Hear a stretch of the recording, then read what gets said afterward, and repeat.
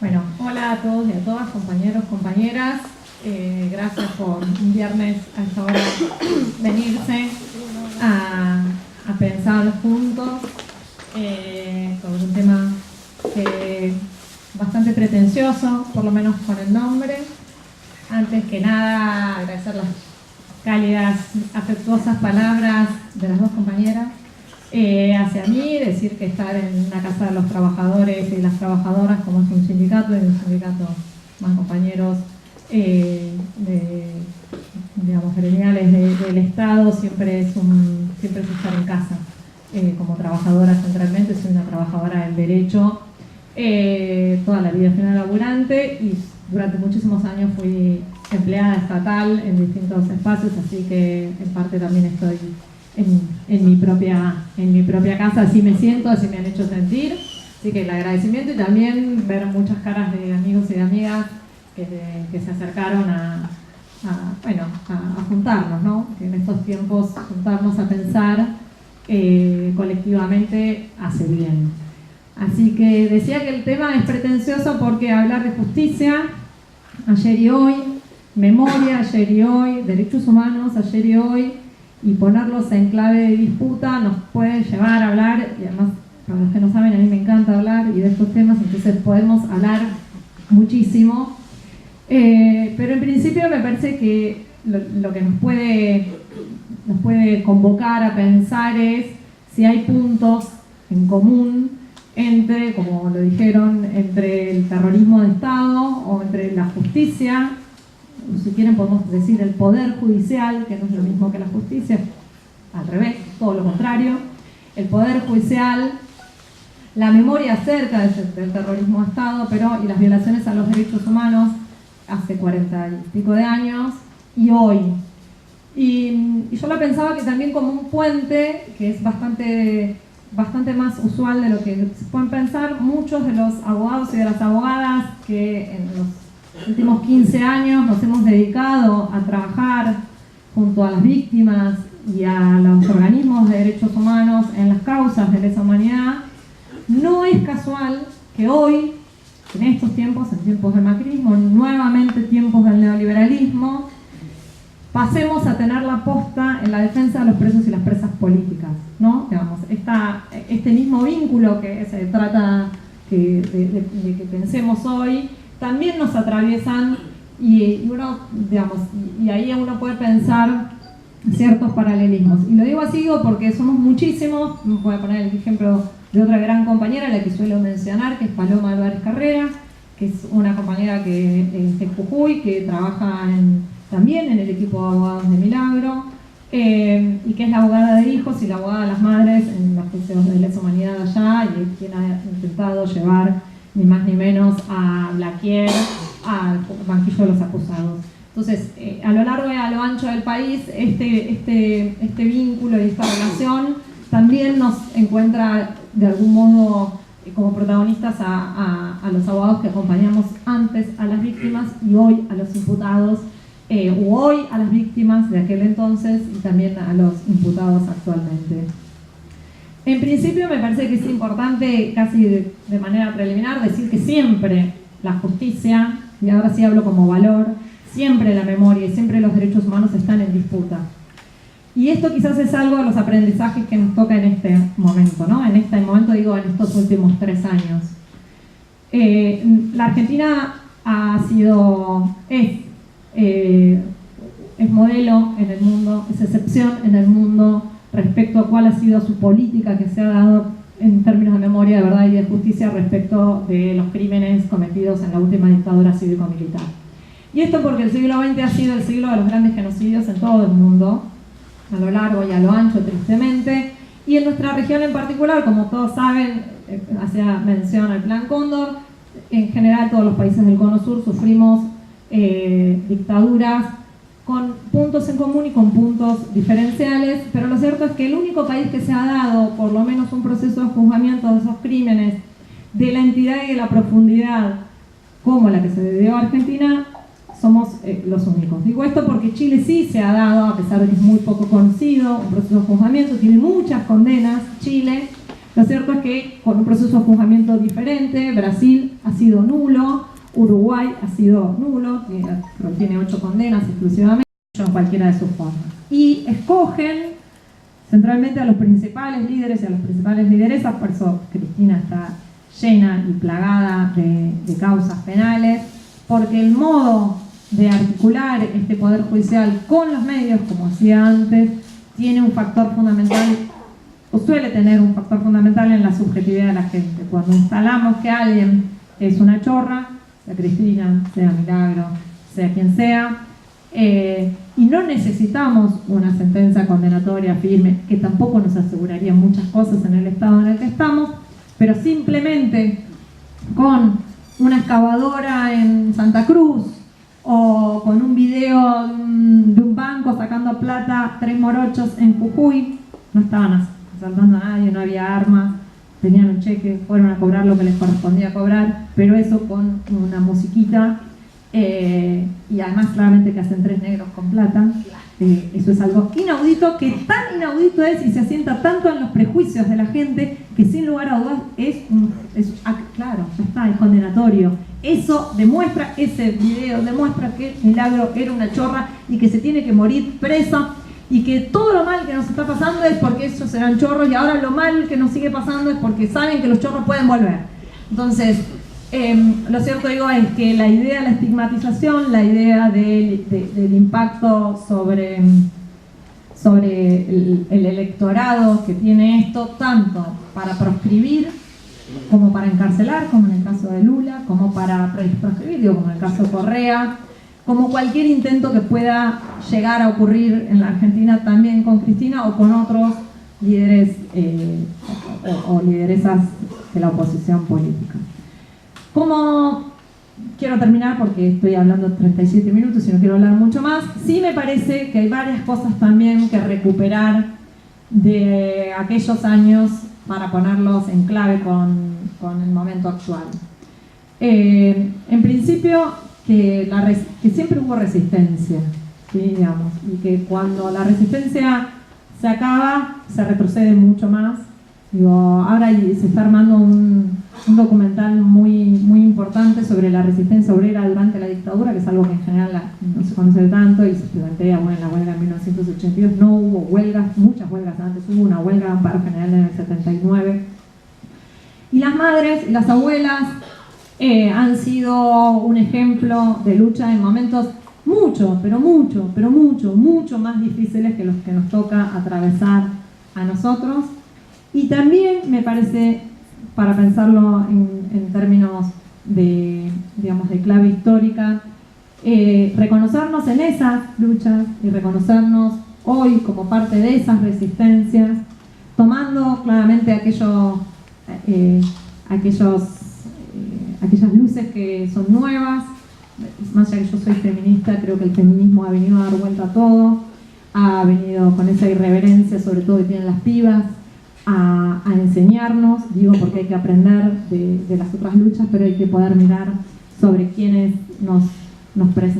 digamos, no nos preceden, sino nos suceden, digamos, que son las nuevas generaciones, que también hay mucho para aprender ahí, para no dejar pasar ni una sola de las batallas, para entender además, y en este sentido termino, el momento histórico que nos está tocando atravesar hoy, la importancia del momento político, qué es lo que está en juego, qué es lo que estaría en juego con 4 años más de políticas neoliberales, y qué es lo que está en juego, es avanzar en lo que aún no se ha podido avanzar gracias a la resistencia. Por eso las calles, los sindicatos, las universidades, las escuelas, los barrios son nuestros y nunca, pero nunca los podemos abandonar, porque si no se los dejamos en manos a ellos. Así que muchísimas gracias.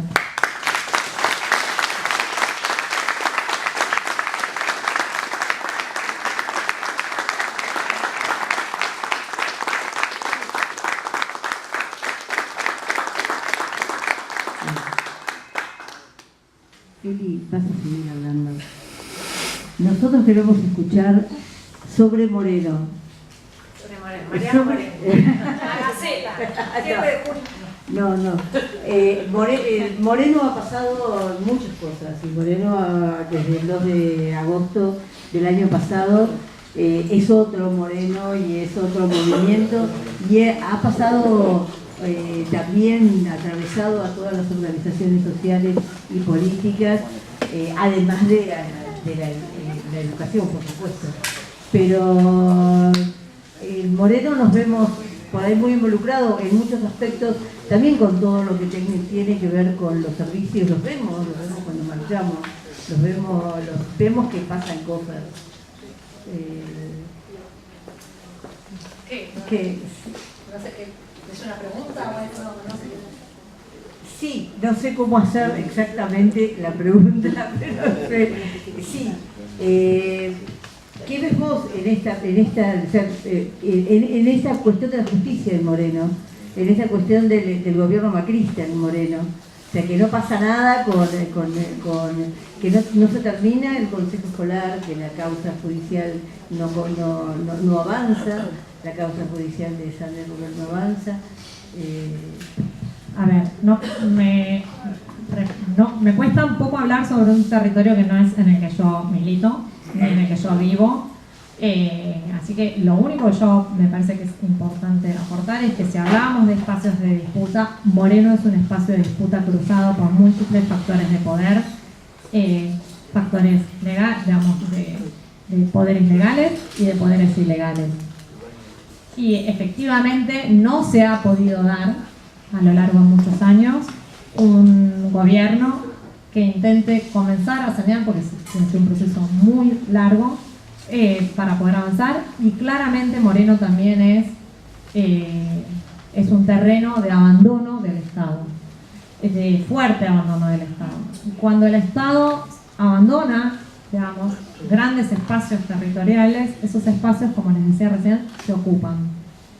Entonces, el mapa de los poderes que efectivamente existen en Moreno lo tienen ustedes mejor que yo. Yo algunas cosas puedo intuir, algunas cosas puedo saber, pero es mínimo.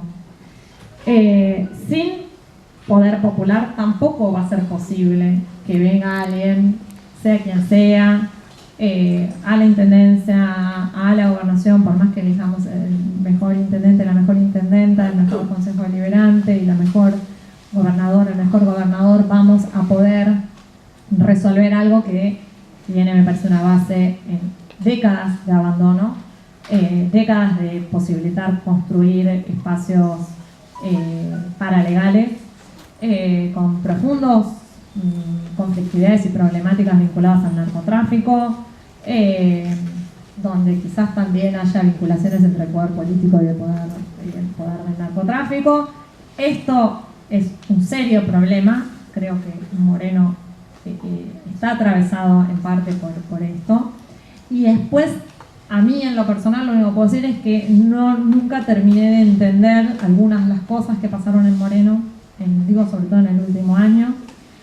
Es como si siempre faltara en el engranaje, cuando uno piensa el mapa, siempre faltan cosas porque no se entienden, y es posible que yo no las entienda porque me falta información, claramente, pero cuando hablo con los compañeros y las compañeras de Moreno es que faltan cosas porque puede ser que haya también relaciones, vínculos e intereses cruzados que hace difícil poder entender la trama que hay acá. Sobre el resto, no me considero que esté en condiciones de decir nada más que esto, porque la verdad es que no es no es mi territorio y sería casi imprudente decir cualquier otra cosa.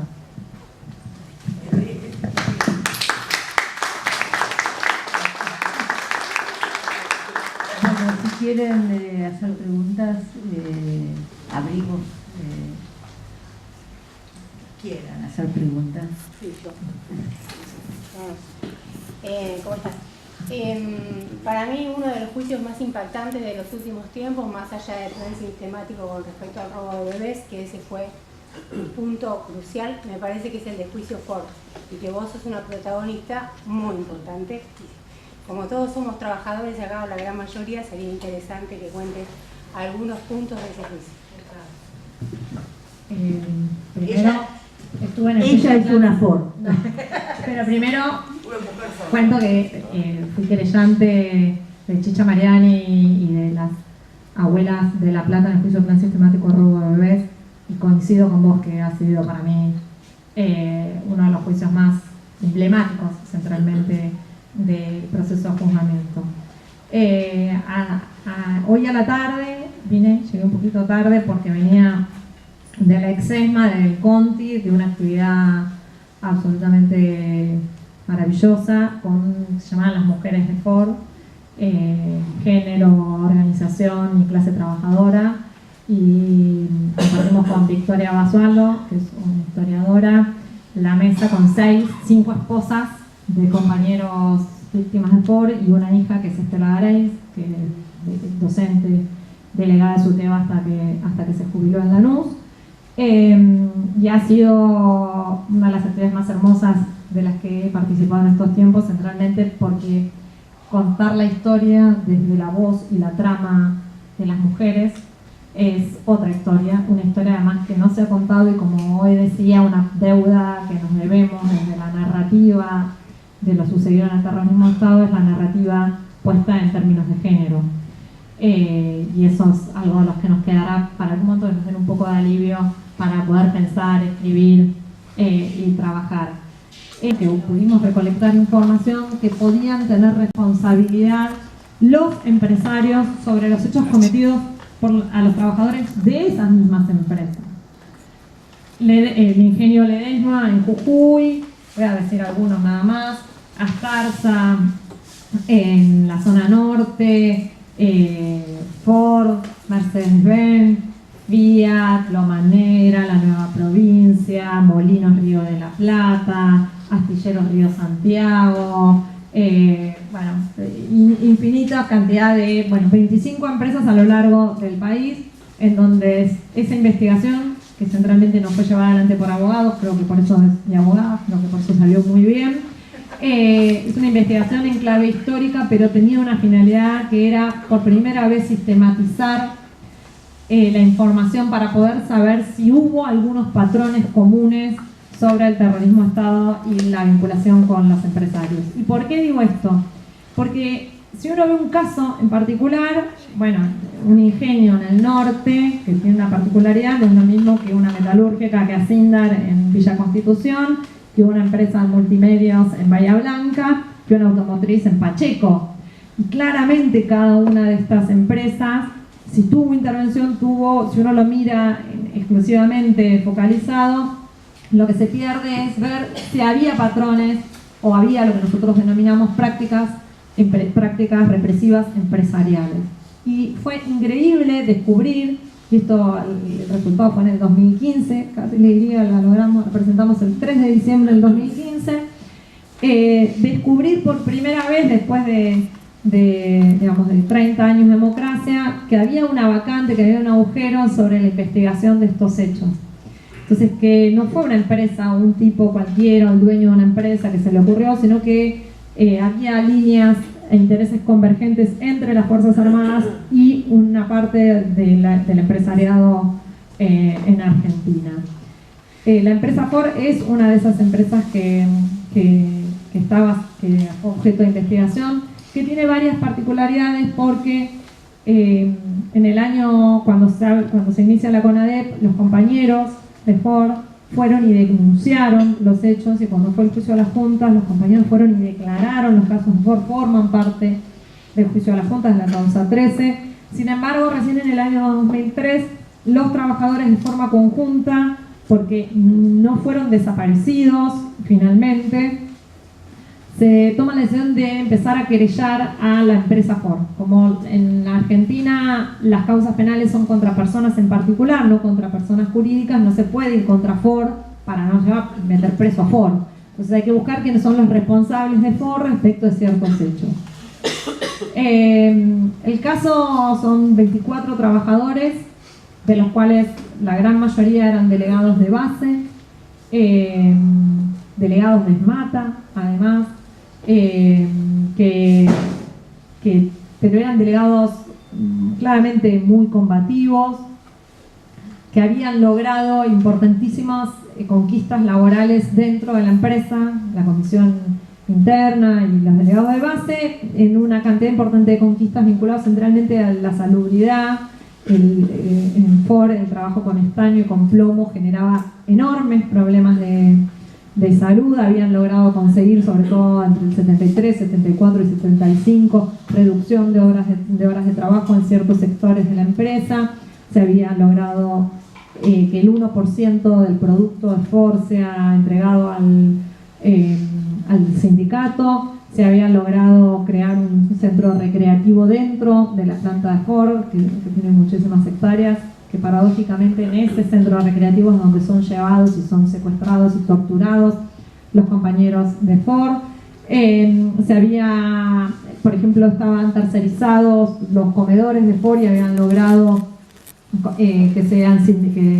lograrlos que se pasen a ser sindicalizados también les mata. Entonces de un día para el otro pasaron a ganar el doble del salario y habían logrado un montón de conquistas vinculados a los turnos, centralmente a mejorar las condiciones del sistema productivo. Desde el 24 de marzo mismo hasta centralmente, les diría, el 20 de abril, y después 2 compañeros exclusivamente en agosto, se secuestran primero 22 trabajadores en un plazo de 40 días y 2 en el mes de agosto. Como les decía, la inmensa mayoría eran delegados y miembros de las comisiones internas. 17 de los 24 fueron secuestrados de su puesto de trabajo. Voy a ponerlo en términos gráficos porque es el único modo que podamos entender el impacto cuando se habla de disciplinamiento, para que entendamos qué es el disciplina, cómo se disciplina a partir del terror.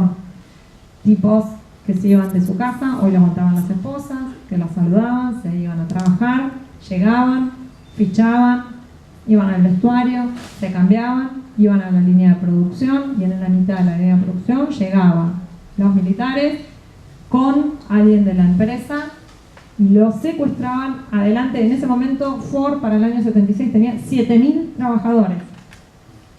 Por turno, en 3 turnos, 2.000 y pico, porque el último turno tenía menos, 2.000 y pico. Secuestraban a la gente adelante de 2.000 y pico de operarios. Se los llevaban y no volvían más. El terror que genera, y cómo se disemina el disciplinamiento, es así, tal cual. Ese trabajador que apenas se lo llevaron, el compañero que estaba al lado de la línea de producción, hay que pensar líneas de producción, tuvimos la posibilidad de ir a la inspección ocular de la fábrica, que ha sido para mí en términos personales algo increíble, porque nunca pensé que iba a poder entrar horas a la fábrica. Pensar el tipo que estaba al lado tenía que seguir trabajando, tenía que ir a trabajar al día siguiente, y cómo se desarmó esa trama de lucha y cómo se desarmó esa trama de resistencia de un modo con ese nivel de violencia. De los 17 compañeros que fueron secuestrados en la planta, fueron llevados al quincho, que era uno de los quinchos que se usaba para hacer asados hasta un tiempo antes. Fueron torturados ahí, fueron llevados a la comisaría de Tigre.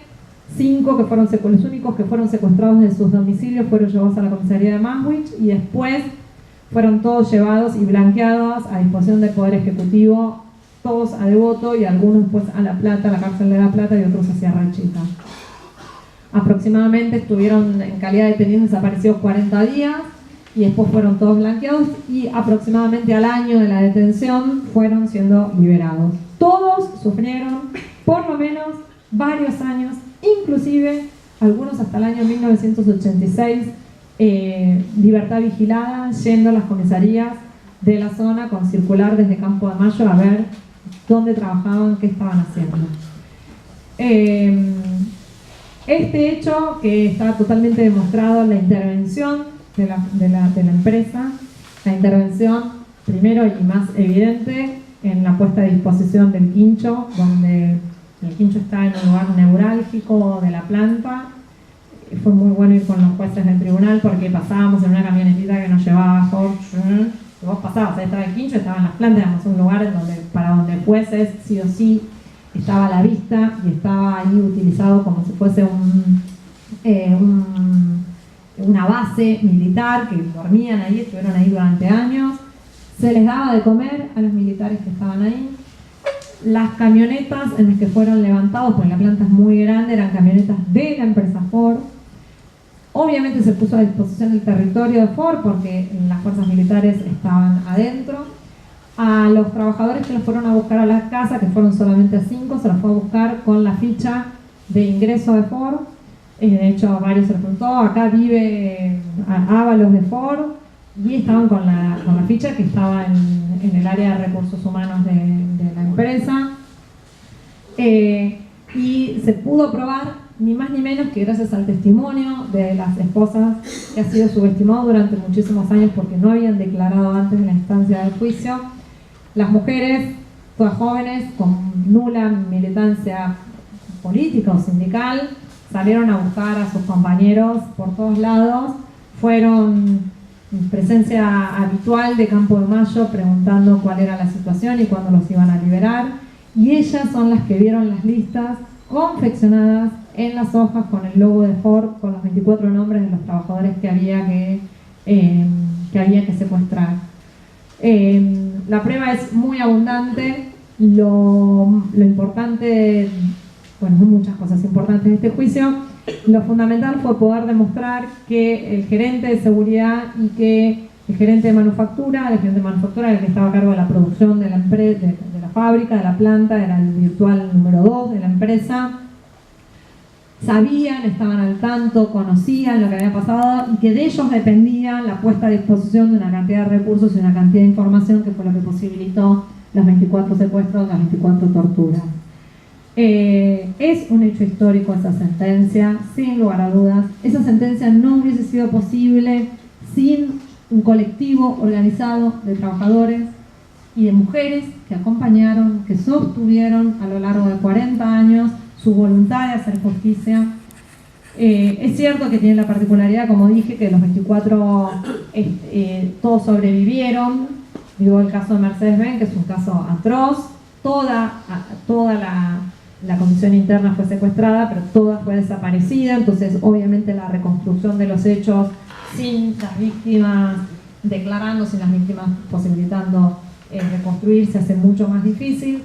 Pero también nosotros somos muy conscientes que sin ese colectivo juntos, ellos son una familia en términos literales, no hubiese sido posible la persistencia, porque hay que ser muy, muy persistente para llegar a juicio después de tantos años, cuando inclusive el proceso de juzgamiento había avanzado tanto, pero que efectivamente llegar a los núcleos de poder actuales, pasados, pero que todavía sobreviven, son muy difíciles. Lo cierto es que avanzar contra los miembros de las Fuerzas Armadas y avanzar contra los miembros de las Fuerzas de Seguridad es mucho más fácil, porque las Fuerzas Armadas hoy no son un poder fáctico que tenga peso específico en la vida cotidiana, y por eso es posible que haya sido muy difícil en la década del 80 avanzar en los juicios en los juicios y en estas responsabilidades. Hoy ese sector no tiene poder específico, pero sin embargo Ledesma, a poner el ejemplo y volver con Jujuy,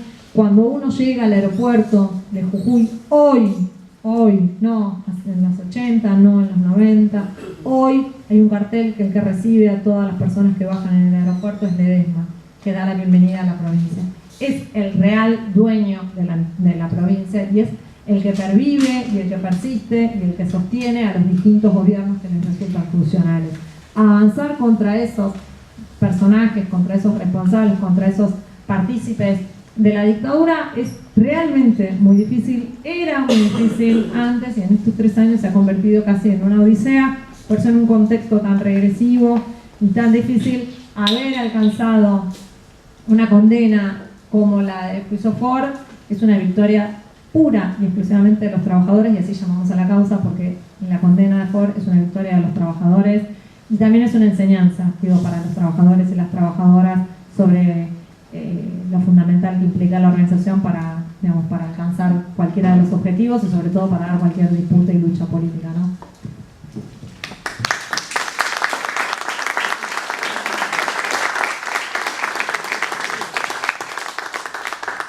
No sé si había otra pregunta más o queríamos hacer otra pregunta, ¿no? ¿Alguna otra pregunta?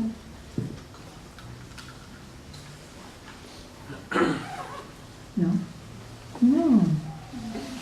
Otra pregunta. Cancelo. Pero... Yo quizás a mí lo que me asaltaba es la duda del tramado de Milagro Salas, porque lo que llega por los diarios y quizás si llega algún documento de algún militante, igual es muy complejo, mucho más que esto.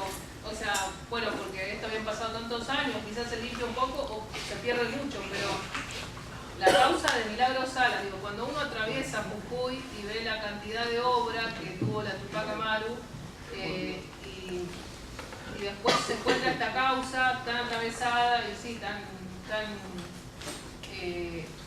jugada por los medios, que también tienen un rol muy fuerte, digo, ¿qué es lo que está sosteniendo acá? Digo, claramente sí el poder, pero digo, ¿qué más? A ver, en principio una aclaración. Milagro no tiene una sola causa, ya tuvo 5 juicios.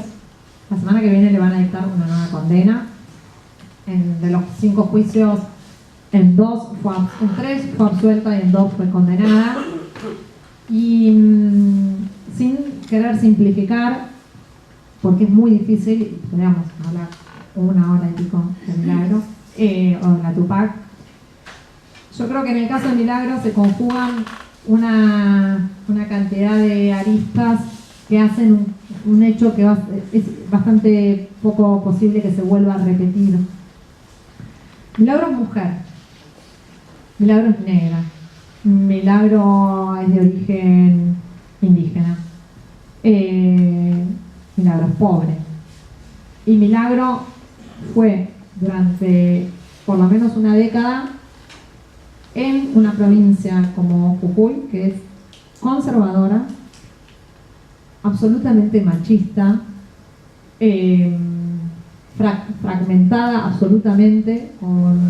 Jujuy es una de las provincias más pobres de la Argentina, y en el 2001 fue la provincia que llegó a tener el índice más alto de desempleo, el índice más alto de indigencia, llegó a tener una crisis institucional que tuvo 8 gobernadores en 2 años. Digamos, estoy hablando de una provincia con muchas, pero muchas particularidades y con ciertos poderes económicos instituidos en Jujuy a lo largo de décadas y décadas y décadas. Y llega una organización de abajo, de lo más abajo que uno pueda conocer, que organiza Milagro lo cuenta bastante, digamos, hay un momento ella militaba en ATE, en Jujuy, y resuelve con la organización, dice, bueno, vamos a hacer algo. Ustedes, en un momento donde había poco trabajador formal, ustedes se encargan de la organización con los trabajadores formales y yo me encargo de la organización de los trabajadores informales, de quienes estaban en la indigencia. Y lo que logra es una organización muy de abajo, integrada por aquellos que estaban caídos del mapa de las políticas neoliberales. Una organización, ella no se dice feminista, no se considera feminista, pero digamos, sin querer catalogarla a partir de mi propia mirada, pero que genera un poder en las mujeres inédito, que genera un nivel de aceptación de sí mismos de las clases populares y de reconocimiento de sus orígenes indígenas, que históricamente eso para Jujuy era la clase más baja de la baja, entonces había un problema en términos de reconocimiento a la gente. Entonces hay un trabajo muy importante con la dignidad, el laburo sobre la dignidad indígena, el laburo sobre la dignidad de la pobreza, como ella insistía, tenemos que estar limpios, tenemos que poder y tenemos que mirar a los ojos a los patrones. Hay un laburo muy importante, la primera marcha gay que se da en Jujuy la organiza la Tupac Amaru. Hay una organización de los desclasados, de los caídos, de los salidos, de los márgenes, que la Tupac los organiza, pero no solamente los organiza, sino que los pone en escena y los pone en el medio de la ciudad. Y digo que los pone en el medio de la ciudad y genera varias cosas, que quizás ahí es la pregunta que voy a intentar a ver si contesto, hasta que la Tupac Amaru empieza a construir viviendas. La vivienda, la obra pública siempre estuvo en manos obviamente de los empresarios. Y logra demostrar, hay una anécdota que es increíble, la primera vez que va a ver a Néstor, el Milagro, le dice, dame planes para construir, dame construcciones de vivienda. Entonces le dice, no, pero vos no tenés una organización que sabe construir viviendas. No, pues dámela. Mira, yo te doy, le dicen así, 50, no me acuerdo, 50, 100, era un número. Tenés 6 meses. Dice, después que las termines, volvé y hablamos, le dicen esto. Y ella le dice, si yo termino en 4 meses, ¿vos me das el doble? Y ella cuenta que se fue con este compromiso, que fueron a la escuela de arquitectos y de ingenieros porque tenían que formarse y les querían cobrar no sé cuánto, entonces empezaron a pedir maestros mayores de obra y en 4 meses habían construido lo que estaba previsto para hacer en 6 meses. La demostración de que aquellos caídos del mapa organizados podían gestionar la obra pública a precio más barato y a mejor tiempo que lo habían hecho históricamente aquellos que estaban en el mercado de la obra pública, el mercado de la construcción, vino a tocar un nicho de poder muy, muy importante. Por otro lado, históricamente Jujuy ha sido una provincia que alternó entre radicales y peronistas, y de hecho todo el poder judicial es uno y uno. Lo que hizo el radicalismo son un acuerdo bipartito desastroso, que en general respondiendo a los mismos intereses, más allá de que fuese, pero hubo un bipartidismo a lo largo de todo el siglo XX, y la Tupac Amaru tomó una decisión, que yo creo que habrá sido uno de los grandes factores de por qué la necesidad de, sobre todo el ensañamiento hacia ella, de presentarse a elecciones. Crean un partido, que es el Fuyo, y se presentan a elecciones y sacan 6 legisladores en la legislatura unicameral que tiene Jujuy, y rompe por primera vez ese bipartidismo histórico de Jujuy. Pero además de todo eso, así como yo conté toda la historia de Ford y les mencionaba a Blaquier y a Ledesma, también desde la CONADEP y también desde el juicio de la Junta sabemos las responsabilidades que tuvo el ingenio Ledesma, centralmente en los hechos que se conocen como la Noche del Apagón. Las Noches del Apagón, es una semana del mes de julio, que comienza el 19 20 de julio de 1976, en un pueblo que es Libertador General San Martín, en donde se apagan las luces de la usina y se secuestran 400 personas de un pueblo inédito, les diría. Entre ellos se llevan a todos los compañeros sindicalistas del gremio de azucareros y se los llevan con camionetas del ingenio, y había dentro del ingenio Ledesma hay un puesto de gendarmería donde muchos son llevados ahí. Siempre los organismos de derechos humanos de Jujuy, que también son muy combativos, intentaron avanzar sobre la responsabilidad de Blaquier. Y era algo que era imposible porque el poder judicial de que fuese, sea quien sea, en Jujuy no iba a permitir de ningún modo que se avanzara contra el dueño de la provincia.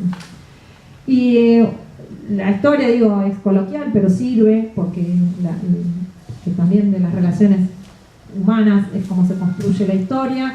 Cuenta que la principal referente del movimiento de derechos humanos de Jujuy va a pedir una audiencia con un juez que estaba subrogando y no le dan la audiencia, entonces se la encuentra en una marcha Milagro. Hasta ahí no había vínculo entre la Tupac y los organismos de derechos humanos, y dice, ¿sabes que no me da una audiencia? ¿Cómo no te da una audiencia? Entonces Milagro organiza una movilización al juzgado federal, toman el juzgado federal. Yo creo que el juez se soleteó como nunca en su vida, no se lo va a olvidar nunca, porque no hay mayor pánico que le puede tener un burócrata judicial que es al pueblo, y casualmente renuncia a las pocas semanas, y finalmente, a partir de una importante movilización de la Tupac con los organismos, logran sentar y llevar a indagatoria a Pedro Blaquier, y se lo procesa y se confirma ese procesamiento. Eso es un hecho histórico que para el registro político y vital de esa provincia es un hecho que marca fuego, porque además es las huestes de los marginales que desafían al poder más concentrado del capital, y no solo del capital, sino también de la oligarquía, porque Blaquier fue el esposo de una, que era la dueña de la familia, pero de la oligarquía jujeña. Entonces, cuando uno piensa, ¿por qué Milagro?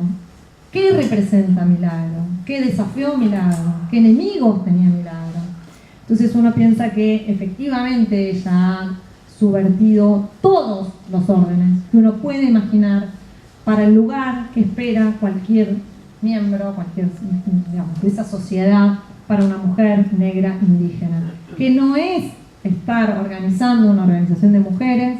Y digo esto porque las mesas de conducción de la Tupac eran de mujeres y era una organización de mujeres que construían casas. Las primeras constructoras fueron mujeres, desafiando también, y hay que pensar esto hace 15 años atrás, el modelo de que el que construye, el operario de la construcción es un varón, y ella lo que además entendía era, tenemos un problema, las mujeres, altos niveles de alcoholismo, de violencia familiar, las mujeres se quedan en esos hogares porque no tienen trabajo. Entonces, muy bien, les vamos a enseñar a construir, a trabajar y que tengan su propia casa para que se puedan ir. Ese proyecto, que incluye no solamente la construcción de las casas, sino la construcción de ciudadanía, escuelas que pasan a tener nombres de mujeres indígenas, de polideportivos, de entender el barrio como un lugar de comunidad, como se construyó la Tupac, es un proyecto centralmente emancipador. Y es un proyecto emancipador que jamás las clases dominantes van a permitir que sobreviva. Pero además de eso, y que me parece que es lo más importante, que es que necesitan borrar cualquier huella, cualquier rastro de que eso es posible. Y que las mujeres indígenas, negras de Jujuy tienen que estar en las cocinas, tienen que estar limpiando las casas de los patrones y no tienen que estar organizando ni llevando gays en carrozas por el medio de la ciudad, porque eso es una afrenta para la clase media y alta de Jujuy, que es muy pequeña, y que eso es algo imperdonable. Dar dignidad al pueblo es algo para la oligarquía absolutamente imperdonable, y ese es el castigo que va a pagar y que paga con su cuerpo Milagro y las otras compañeras a las que se las conoce menos, pero que la están pagando igual o peor que Milagro, porque no están en su casa, sino están hoy en el Alto Comedero. Por eso, a pesar de todas las diferencias de modo de construcción política y todo que uno pueda tener, y de muchas críticas que uno pueda tener, la huella que en términos de organizaciones populares que nosotros tenemos que tomar de ahí es algo que tenemos que tenerlo, así como ellos quieren borrar, nosotros pasarle flujo y que se nos vuelva indeleble, porque es la demostración de que es posible, ¿no? Lo que ellos quieren hacernos creer que no, es posible.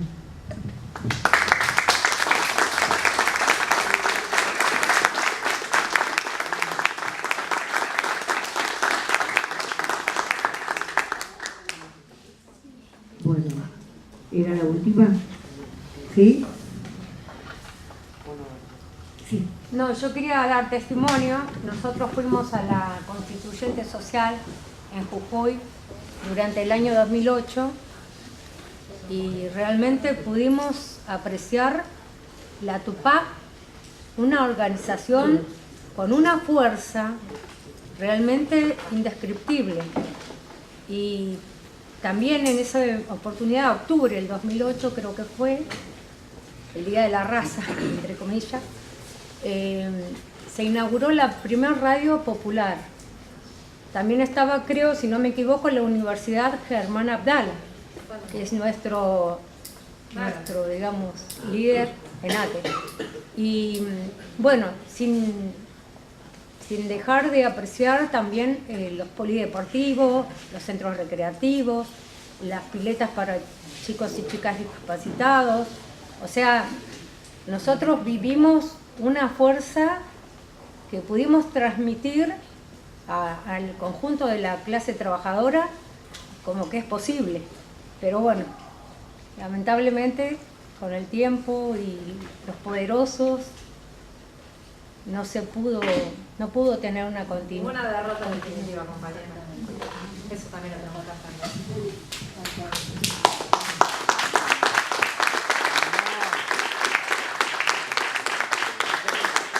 Comentaba Eli que acá en este salón hace 2 años hicimos un festival muy grande por Milagro Sala con todas las organizaciones políticas y sociales de Moreno y que fue recaudando fondos y que fue muy grande nos sorprendimos nosotros lo que habíamos logrado, pero bueno, el comité se fue diluyendo y bueno, tal vez en algún otro momento vuelva a surgir. Pero en ese momento, el año pasado, creo que se fue disolviendo. Luciano. Bueno, sí.